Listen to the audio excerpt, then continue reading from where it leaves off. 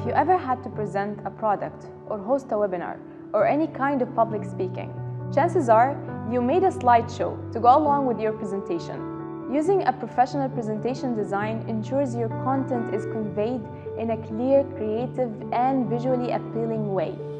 Microsoft PowerPoint is a software application that is particularly used to present data and information by using text diagrams with animation, images, and transitional effects.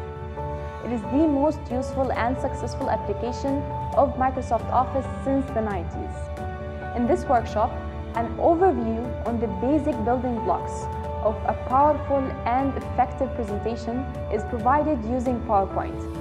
The workshop is designed to teach you about the important skills and activities that will empower you to command attention, engage the listeners, and leave a lasting impression on your audience. With this course, you'll be able to choose the right visual aids and be able to differentiate between a poorly designed presentation and a well-designed one.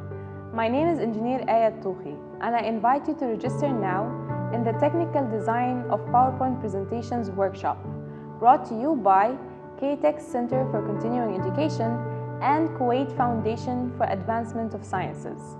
Join us today and let's start presenting.